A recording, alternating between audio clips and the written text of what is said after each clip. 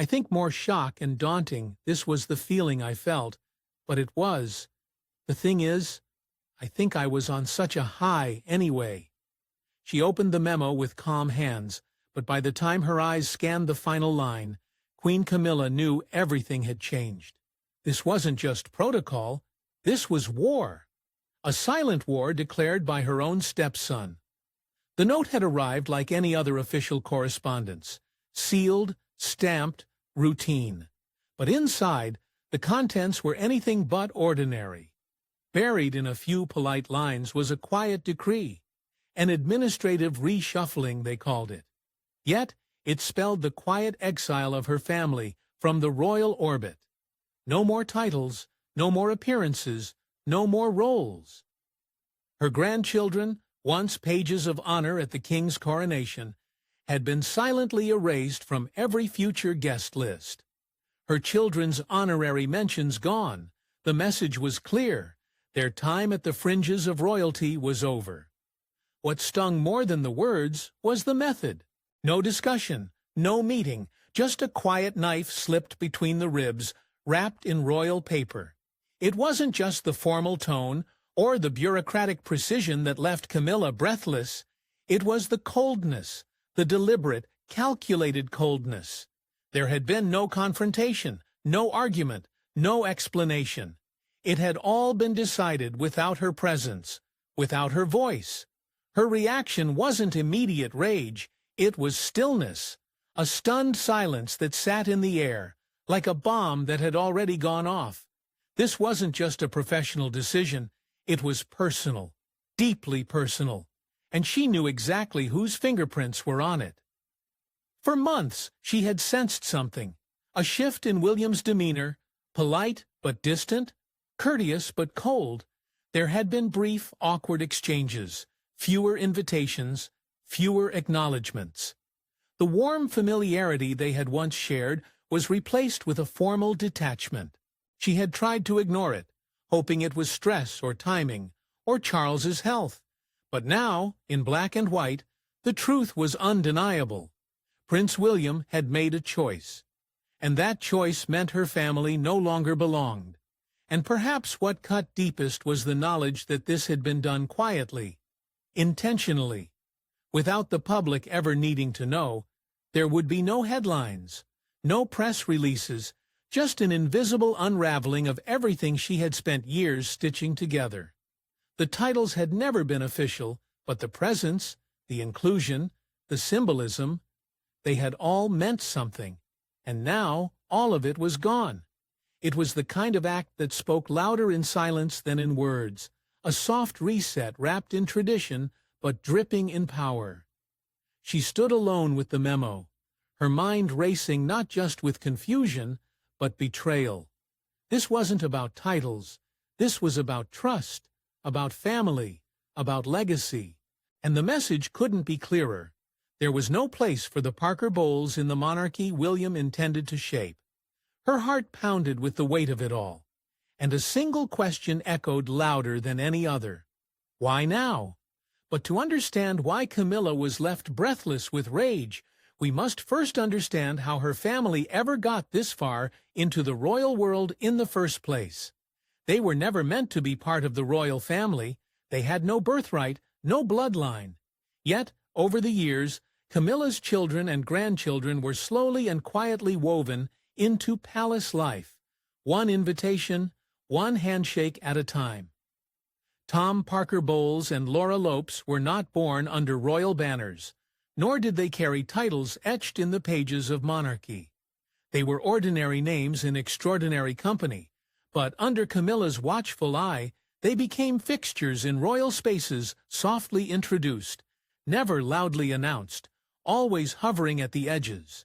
It started subtly, a quiet nod from palace staff, a reserved seat near the front during an event, a single line in a court circular. Camilla knew better than to force their presence. Instead, she nurtured it like a careful gardener, one opportunity at a time.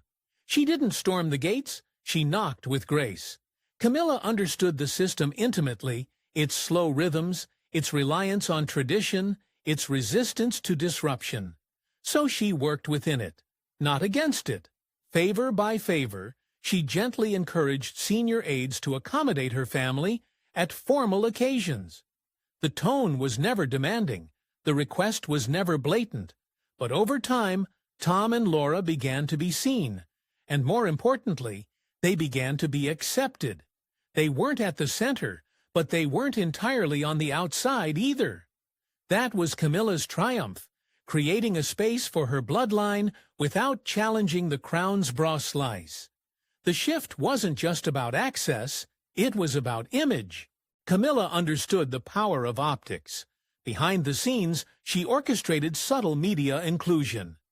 Camillas were encouraged to capture warm moments with her grandchildren at royal events. Her public engagements increasingly highlighted her role as a grandmother, not just a queen consort.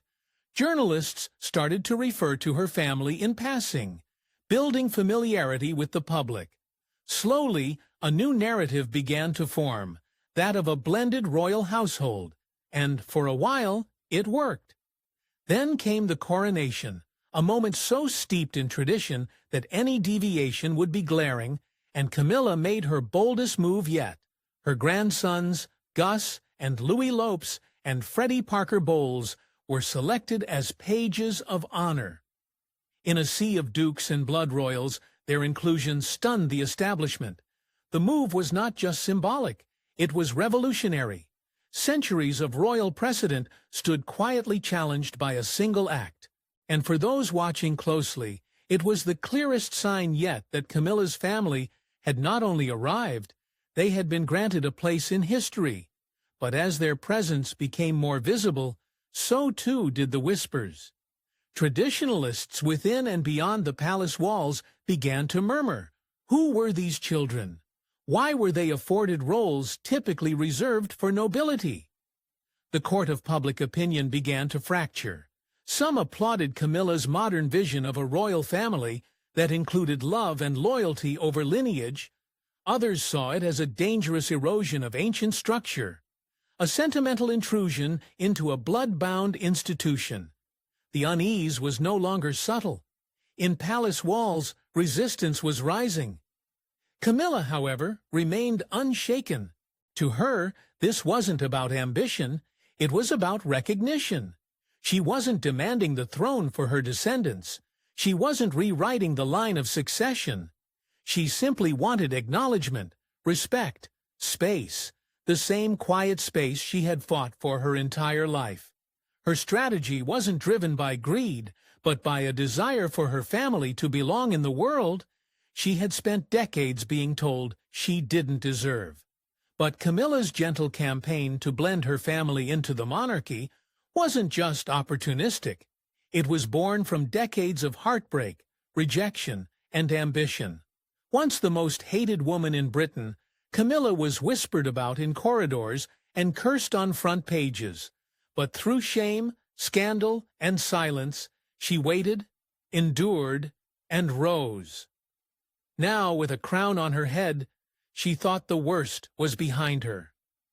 Her story began long before palaces and parades, before the public scorn and relentless tabloid fury.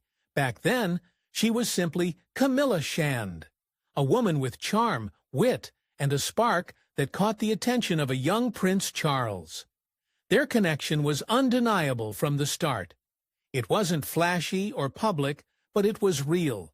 The kind of quiet love that grows in long glances and private conversations. But love alone wasn't enough in the royal world. Britain still ruled every choice, and Camilla, no matter how deeply loved, wasn't considered suitable for the heir to the throne. And so, while Charles was away serving in the Navy, Camilla made a decision that would change everything.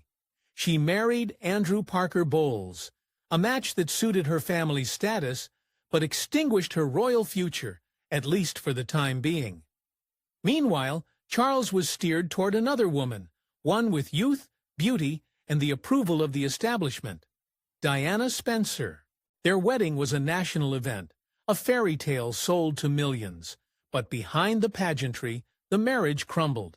And in the wreckage, the embers of Charles's old love reignited. By the late 1980s, Whispers of an affair began to circulate, and soon those whispers became deafening.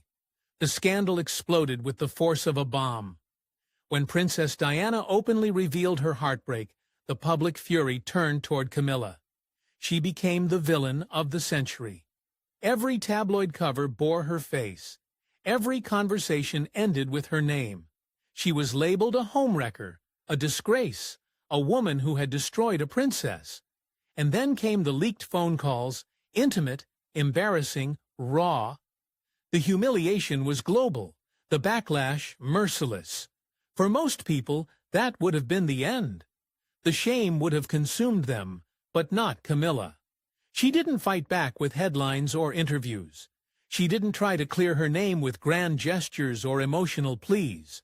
Instead, she disappeared from view, quietly enduring the storm. And in the shadows, she waited for time to dull the anger, and for the world to shift its gaze.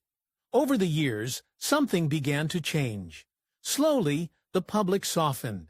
People began to see her, not as a caricature, but as a woman flawed. Yes, but human.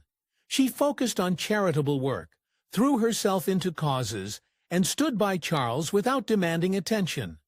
With time, what once looked like scandal began to resemble endurance. She wasn't chasing fame or glory. She was simply staying true to a man she had loved for decades. And eventually, even the Queen began to see it. Queen Elizabeth II, ever the guardian of tradition, was cautious in her acceptance. But the approval came quietly, gradually, symbolically. In 2005, Camilla and Charles were finally married. It wasn't a royal wedding with cheering crowds, but it was a beginning, a new chapter. Years later, when Charles ascended to the throne, Camilla was by his side, crowned not just in ceremony, but in legitimacy. It should have been her moment of peace, a triumph over years of vilification, but the same quiet strength that carried her through scandal would be tested once more this time, not by public opinion, but by her own family's erasure. He didn't shout. He didn't threaten. Your Prince William's message was louder than any speech. The monarchy must be purified. No honorary roles, no non-blood royals, no blurred lines. And that meant Camilla's family had to go. For years, William had watched quietly, observing, absorbing, and remembering everything the crown had taught him, not just through tradition, but through pain. He had seen what happens when the royal line blurs, when private affairs become public nightmares. Duty is diluted by emotion. And as he grew older, those lessons didn't harden him. They sharpened him. The example set by his grandparents, Queen Elizabeth II and Prince Philip, left an indelible mark. Their reign wasn't built on sentiment. It was built on structure, clarity, and a strict understanding of what it meant to serve. William didn't just admire their way. He was determined to restore it. And the timing couldn't have been more crucial, with King Charles facing growing health concerns and Camilla stepping further into the spotlight. William began to feel an urgent responsibility, not just as a son, but as a future king and protector of the crown. What he saw disturbed him. Camilla's family, polite, gracious, but entirely outside the royal bloodline, had begun to occupy spaces once reserved for heirs and aristocrats. To the public, they were Camilla's grandchildren, but to William, their presence posed a subtle threat, a message that anyone close enough to royalty could be perceived as royalty. That, he knew, had to end. This wasn't about resentment. It wasn't about dislike. It was about boundaries. Because if anyone could be royal by proximity, then what made royalty sacred at all? Slowly, methodically, William started drawing a new line. Honorary roles were reviewed, quietly rescinded. Guest lists were updated, with names left off that once were included without question. The corridors of the palace began to shift, not with noise, but with precision. William wasn't looking for applause or confrontation. He was looking to restore order, a monarchy that meant something again. Throughout it all, Kate Middleton stood by his side. Her presence was as silent as his strategy, but just as firm. Together, they shared a vision, not a cold monarchy, but a focused one. One that their children, George, Charlotte, and Louis, would inherit with pride and without confusion. They didn't want their children to fight for space in a crowded family tree, filled with ceremonial titles and emotional entanglements. They wanted clarity, purity, a clean slate that wouldn't crack under pressure.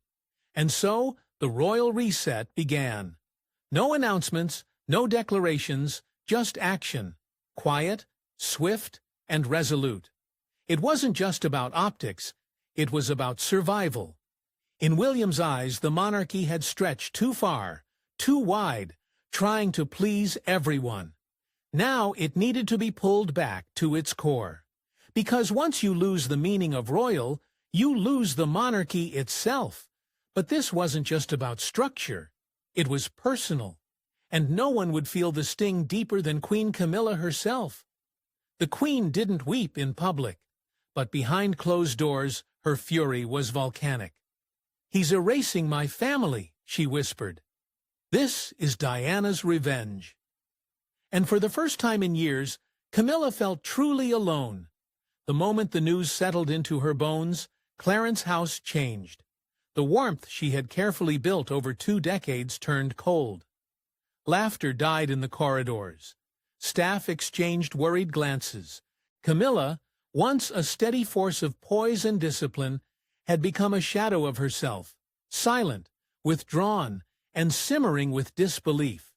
It wasn't just what had happened, it was how it had happened.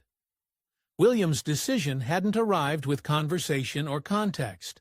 There had been no warning, no grace, no face-to-face confrontation, just a letter, delivered like a casual update, no explanation, no apology, and that more than anything broke her. For Camilla, this wasn't a royal restructure, it was a rejection, not of protocol, but of everything she had fought for. Her family wasn't perfect, but they had remained quiet, respectful, and loyal to the institution she now represented. They had asked for nothing, but now they were being erased methodically, mercilessly, and silently. Her grandchildren stripped of ceremonial roles, her children no longer seen at events, their names slowly vanishing from lists and mentions as if they were a mistake that had been corrected. It wasn't reform, it felt like retribution, and through the fog of grief, a sharp bitterness took root. Why hadn't William come to her? Why hadn't he spoken directly? Did he think so little of her that she didn't even deserve a conversation? Or worse, did he think she wouldn't fight back? The humiliation burned. But it wasn't just William she looked toward in anger. It was Kate. Camilla had always kept a cordial distance from the Princess of Wales. Their relationship, though polite, was never warm. She saw in Kate the same poised restraint she once wore herself. But now that calm face felt like a mask. Camilla began to suspect that Kate had helped shape the decision, that she too had decided Camilla's family no longer belonged in their vision of the monarchy. To Camilla, Kate wasn't just William's wife, she was his mirror. And behind that polished smile, Camilla sensed steel. Still, the deepest wound didn't come from them. It came from the one man who remained silent, King Charles. He had stood by her through decades of turmoil. Together they had weathered the storm of scandal, the wrath of the public, and the resistance of tradition. But now, in her moment of devastation, he said nothing, no comfort, no objection, no reassurance that her pain mattered. His silence spoke louder than William's decree, and it echoed through every hall of Clarence House. In those long, lonely days that followed, Camilla barely spoke. She canceled meetings, refused engagements. Her appetite vanished, her expression hardened.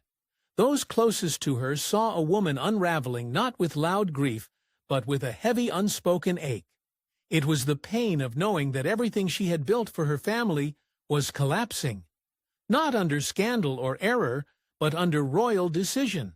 and in her darkest moments, she wondered if this was the cost of everything she had gained, that in rising from mistress to monarch, she had only borrowed the crown, never truly earned it. And now, the debt was being collected not from her, but from those she loved. But if Camilla was devastated, King Charles was torn, because for him, the battle wasn't political, it was personal. He had waited his whole life to wear the crown. But in doing so, King Charles realized the cost of power wasn't public criticism. It was watching the woman he loved being dismantled piece by piece, and saying nothing to stop it.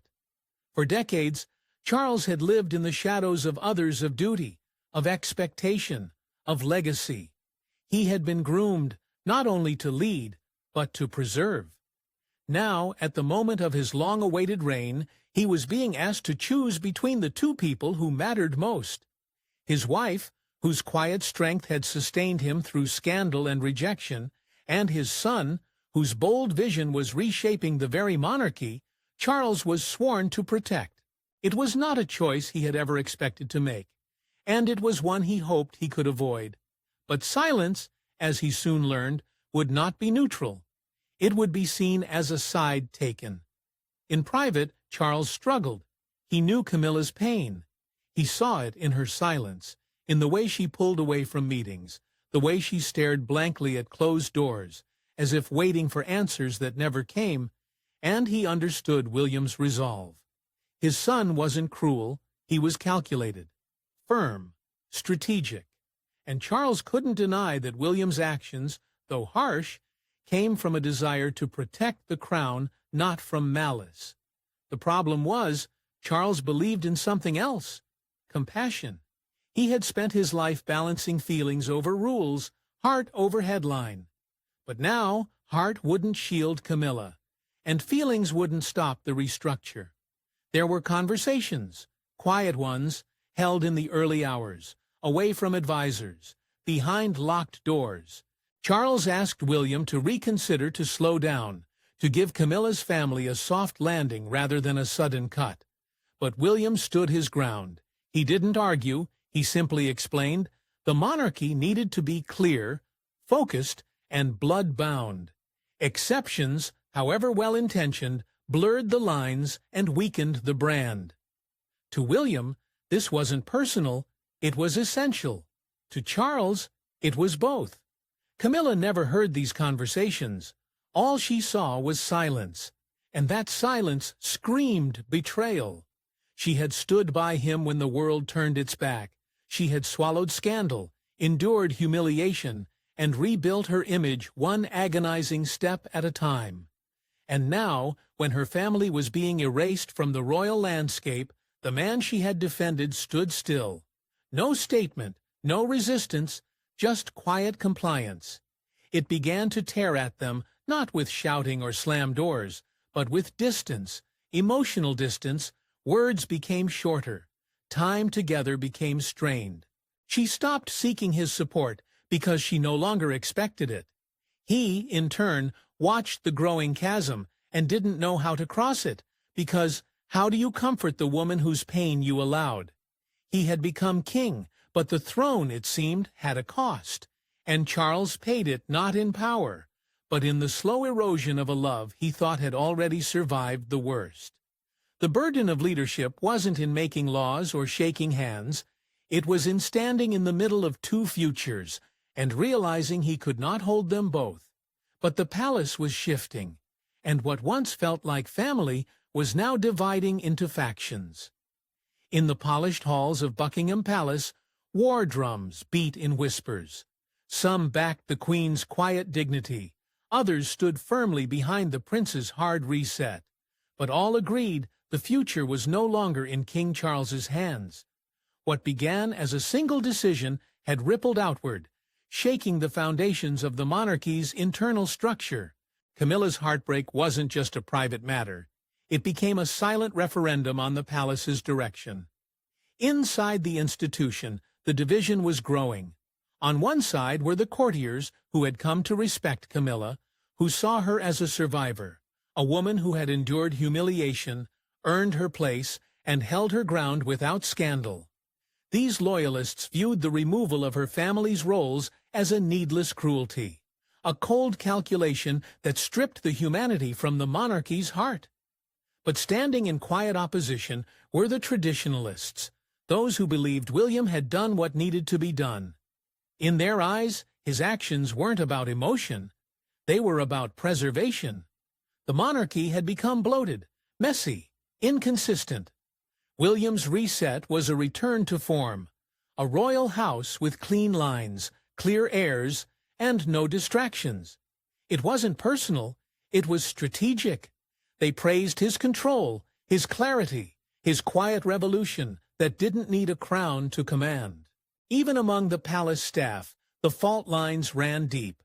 There were those who still took subtle cues from Queen Camilla, who noticed the way she avoided eye contact, the way her presence in official meetings had begun to fade. She still wore her titles, but the light behind them was dimming. She appeared at fewer events. Her engagements became increasingly symbolic rather than significant.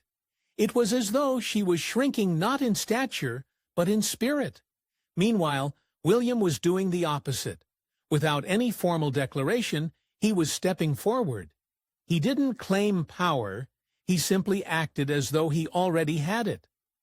Guest lists began to change. Ceremonial arrangements were being quietly reviewed. Names that had once appeared alongside Camilla's family were now absent. Every move was discreet, but deliberate. Even those who opposed his actions had to admit he was in control. The throne may have belonged to Charles, but the authority was drifting toward William. To those inside the palace, the shift was undeniable. Being Charles, still respected, still revered, had begun to feel more like a figurehead. His presence remained, but his influence had thinned. He held the title. But it was William's hand that now shaped the future.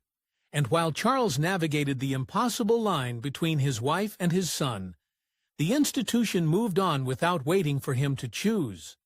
The monarchy, once a tightly woven tapestry of loyalty and legacy, was unraveling not in loud bursts, but in soft, deliberate separations.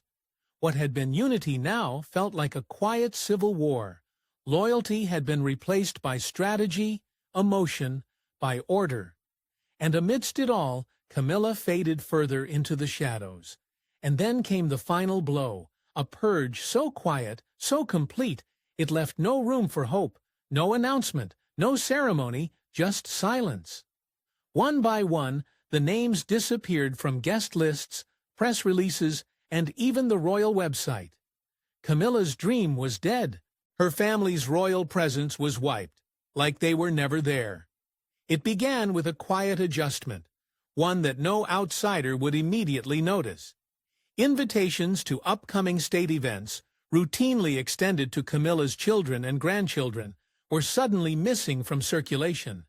There was no memo, no explanation, just empty spaces where names once lived. The courtiers who once whispered Laura or Tom as part of ceremonial plans stopped using their names altogether. They had become ghosts in a palace that once cautiously welcomed them. Then came the next blow. The honorary titles, however unofficial, had always held weight. The pages of Honor Gus, Louis, and Freddie had walked in sacred processions. Their youthful faces had appeared in history books, captured beside kings and queens. But now those pages were turned, their roles revoked, their names omitted from the next round of ceremonial appointments. It had once been hailed as a modern symbol of inclusion, was now deemed a blemish on royal tradition. But the changes didn't stop there. As if erasing them from future roles wasn't enough, palace aides began scrubbing the past. Mentions of Camilla's family were quietly edited out of official online archives. The royal website, which once carried occasional references to her extended family, now omitted them entirely. No statements were released. No public rationale was given. But the message could not have been louder. They no longer existed in the eyes of the institution. Behind the scenes, even more cuts were made. Security clearances that once granted her family access to royal properties were quietly rescinded. Entry codes were disabled. Royal drivers were informed of scheduling changes that never came back. Communication staff received strict instructions. No names, no appearances, no references to Camilla's children or grandchildren in any official material. Once was allowed, if not embraced, was now forbidden. It wasn't just a decision, it was a purge. One carried out not with cruelty, but with precision. This was not a scandal, this was policy, a total recalibration of the monarchy's presentation to the world. And Camilla could do nothing but watch, as everything she had subtly built over years unraveled in front of her. To the public, little seemed to miss. Royal events went on. Smiling faces appeared on balconies. The institution marched forward. But inside Clarence House, something had changed forever. The warmth of a blended family was replaced with the chill of protocol. And Camilla, who had once believed she had secured a future for her bloodline within the institution, now stood alone mourning not a death, but a deletion. But as the dust settled, one question remained. Had William just saved the monarchy, or broken the family forever? With Camilla grieving in silence, and Charles quietly watching his son rise, the monarchy now stands in unfamiliar light. Is this the age of purity, or the death of empathy? One thing is clear, there's no going back now. Prince William has made his intentions unmistakably clear. The monarchy he envisions isn't one cushioned by sentiment or blurred by compromise. It is precise. It is selective. It is stripped of ceremonial excess and familial indulgence. To some, it is the rebirth. The institution desperately needed a bold return to form after years of public scandal and wavering identity. To others, it feels more like an autopsy, a slow removal of the human heart that once gave the crown its grace. In the eyes of many, this wasn't a reset, it was a reckoning. Reactions across Britain and the world split like glass under pressure. Some hailed William as a future monarch, who understands the gravity of legacy, who refuses to let tradition bend to emotional ties. Others watched with discomfort, seeing in his choices a future that feels colder, more corporate, less connected. The public may respect his resolve, but they also mourn what's been lost, the warmth of a blended family, the quiet dignity of Camilla's perseverance, and the possibility that royalty could evolve without erasing. For the next generation, George, Charlotte, and Louis, this new version of the monarchy will be their inheritance. A tighter circle, a sharper definition, and perhaps a clearer path. But with that clarity comes a warning, because what is forged in rigidity can also fracture with ease. They will inherit a throne built on discipline, but they will also walk among the scars left behind by choices made today. Camilla, though still queen in title, has become a monarch without a court. Her power wasn't in legislation or command. It was in the presence she carried beside Charles. Now, her emotional exile is complete. She attends, she smiles, but she no longer belongs. The same woman who weathered decades of disgrace to earn her place has once again been pushed to the margins, not by scandal, but by silence. As for Charles, his crown remains polished, but his voice has faded. Once at the center of controversy and admiration, he is now reduced to a quiet figurehead, watching as the monarchy he nurtured slips from his grasp into William's firm, unshaking hands. Camilla may never forgive, Charles may never speak, but William has already moved on, and the monarchy will never be the same again. Thanks for watching. Don't forget to like and subscribe, and we will see you in the next